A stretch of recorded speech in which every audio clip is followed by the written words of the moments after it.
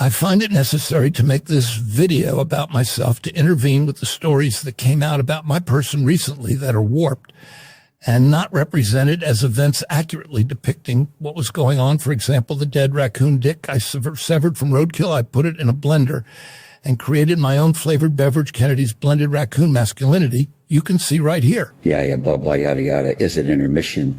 Yet you uninteresting, recovered, badly burned, torn off piece of victimized Hindenburg disaster meat want to go have a senile moment and imagine that I'm a little boy again who plays play, pretend fighting the Epstein War with his prehistoric action figure, G.I. Joe Jeffrey, who's been battling wars and struggles that have lasted up until this very moment in deposition.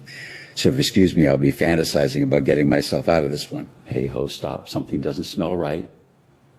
Your farts don't smell politically right-wing oriented at all. Wait a minute, Mr. Deposition, sir.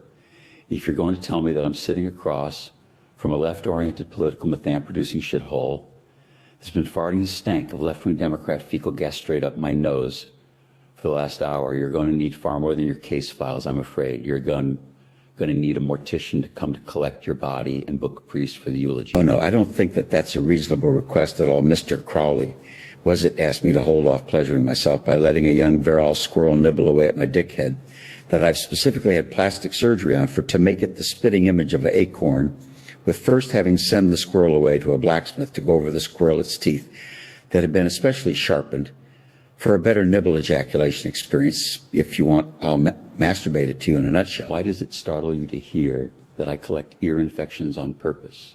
If you ask me, there's just a personal occupational habit. If I like to spend my time accumulating hearing loss and more spikes of intense pain, having bacteria tearing my eardrum to shreds, just like an over-aggressive rabies-infected Jamaican slapping the cow skin off his djembe because he's no control over himself anymore. That would be my business, and none of yours now, isn't. And I wouldn't keep dwelling on it if I were you. Yeah, I love the taste of fermented eyeball fluid on my taste buds. Care to give me the fucking reason why that's relevant to your investigation here. Mr. Harry Morris, I'm going to tell you right here and now that if I'm in the mood to taste myself some French skeleton pelvis that has still some traces of urine on it because a horny mortician by the name of Pete Cross-Seat pissed on it while feeling a pregnant parakeets, there would be absolutely jack squat you could do about it. A boo-hoo-yo, some people occupy themselves with tax evasion and others with taxi evasion. I love the thrill of dodging furious taxi drivers we've pestered to their breaking point and try to run us over as a result of it. That's when you know you're alive, yo. Well, the only thing tax games get you is just boringly running away from angry IRS agents who try to tag you as doing tax fraud, drinking tons of old sour fermented milk until your bowels explode due to constipation would even be more exciting. So you don't believe I am an amateur cosmologist, is it? If you like to see my discoveries, I save my diarrhea in my brown stank diary. If you like to smell some of my dark matter that were shaped like meteor fragments and some funky smelling asteroids that smell like shit, I got it all here. And if you love more out of this experience, I'll get my anal telescope out of the closet and let you peer into my brown star where it's dark 24/7 and has a black hole that has the stank of a million shits. So why are you even questioning if my ad on Facebook is real? I did request a willing man that would lend me his testosterone sausage to sexually gratify myself with by smacking it to a pulp with my gavel until I got a squirt or a queef out of it, and then ejaculate some horribly smelling cave troll vagina piss in your eyes to make sure your eyeballs will dissolve in the corrosive clitoris as I launched out of my female stank box, making sure you're unable to wash it out with some water. You are in the presence of the honorable, but also incredibly bad-smelling Janine. If you have a subpoena with President Trump's name on it, you may hand it over to me because the president has appointed me to accept his subpoenas on his behalf. The only thing you need to do, you adventurous daredevil, better apply some elbow grease on yourself. You're going to need it for what awaits you, my child. It's not a Disney story with a happy ending, I can tell you that much. It's just coming over to me, stick that little drafted legal document in the most gruesome, unbelievable, foul-smelling mailbox of a vagina that you've ever laid your eyes on and smelled through your nose. Ha ha ha, goodbye subpoena. ha ha ha, yeah, your survival instinct kicks in, isn't it? Just run, boy, and while you're at it, you might as well tear up that subpoena as well. It's not going to serve you anymore, so you better run as fast you can to the soap dispenser. You're going to need it. And not only on your hands, you better ingest it as well, because my vaginal bacteria belong in the nut house. That's how wacko they are. Oh, get the hell out of here with your ridiculous slapstick humor.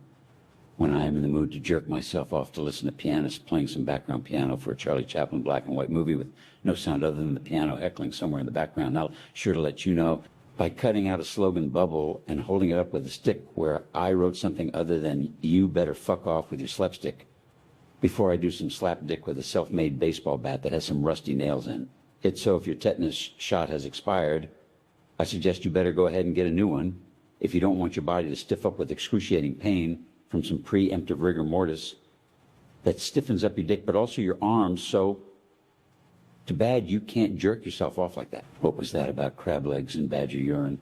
Oh no, I'm not senile. I heard you whisper at your secretary of clitoris, gumball machines, penis, zits, and kinky maggots. So if you're getting some, I want some as well. Or this deposition is over faster than you can fart on Margaret Thatcher, her deceased ring finger. You hear me, you compost smoking Gaddafi herring? You're the kind of guy that loves to hoop with fat bitch Betty. Her earrings around your damping Shrek-like nugget of a penis, isn't it? What is so strange about fucking some rotten wet plywood? It's what you know you don't really get. It's you, Mr. Deposition, Maurice, or whatever your name is. But Maurice is my first guess, because only an empty Vaseline pot cannot see a connection between the slang term of a man's penis like wood and the wet, slimy female orifice named, you know, they have a hairy Freddy or something between their legs. You following me here, Maurice, but long story short, it took 12 hours to get the splinters out my Pop-Tart. What do you mean I'm eavesdropping? Who the hell do you think you are to call it easy at my age to drop my triangle-shaped shit truffles in the toilet and not in the washer? I lay an anal doofy right on top of my clothing, where I even have to acknowledge first to open the door of the washing machine before I would be able to even start beginning mistaking one with the other in a horny senile episode. That point I just accepted by using it as a very cheap wash softener brand with shit smell. Before I answer anything, where the hell is my flask? Oh, don't play dumb with me, you cheap bad tasting margarita pizza. I had a flask on the table with Chuck Schumer's urine in it that I tapped straight from his crocodile wang when he was taking a nap in his office. I was taking his urine out of his bladder, siphoning it through a small hose I crammed through his pissoning stick. If you want to get some answers out of me, you better let me get some urine out of you as compensation for the confiscation. I don't care what you think you know about the events of 1984, where I have been alleged to have molested pigs at a pig farm with a bucket of bacon grease and displayed my penis in front of their noses, having it rolled up in slices of ham, while taunting them by screaming pig and a blanket pig in a blanket and snorting sarcastically at them, or the allegation of me having taped some strings with ham hanging from it on my hamstring and pestering the pigs with a clever play on words kind of thing. I've had it with Murphy's Law for I drunk myself some alcohol, and then to no fault of my own, I crashed while driving against a guy named Crack Foo Wally. Then I had to call AAA, and because I didn't have a wait for the officers to arrive, I was arrested and then forced to go to the AA meeting because of my alcohol. Screw the justice system. They have to take it up with Murphy, not me. Victim of him. Nobody's a victim of me. So stick that in your pipe and smoke it. And your point is what exactly? People have reported seeing me blow drying living badgers their dicks until they have shrimpled up basically into beef jerky. Mords are called occupations, you idiot, not felonies. If you're so interested in my amusement activities, I'll give you another one. I also love putting turtles in a customized potato cannon and use their strong, sturdy shells as impactful projectiles to destroy pigeon coops, homes, their carton box, mattresses, chemical toilets, etc. Oh, like you don't protect your balls with bubble wrapper, you hypocrite. It's just common sense is what it is. You use it on all other fragile objects, isn't it? So what are someone's crown jewels, if not irreplaceable fragile objects? This already shows how shallow your depth perception is on details. So why'd I believe your file over there about the so-called facts you have on me when you don't even have the capacity to grasp concepts that are just downright obvious and simple, you deposition moron? For your information, I am a passionate magician. Where others cram pigeons in hats, I cram maggots in my piss instrument.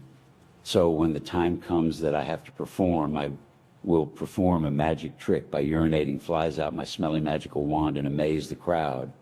And instead of sawing people in half with a saw, I replace the act by sawing open dead corpses on stage that will have a swarm of flies coming out and yell abracadabra. It's all about the willingness to go the extra mile for the crowd. You know my lips are so swollen because of kissing President Trump's ass. The doctor said I should be grateful they still have blood flowing through them, because normally physical contact with a butt that has as many different species of necrosis bacteria as the president his open door festival of half-digested rotten beef, the most likely of all outcomes would be needing to attend the funeral service of my own rotten peeled off lips. I'm fortunate I still get to use them for lip inflammation events.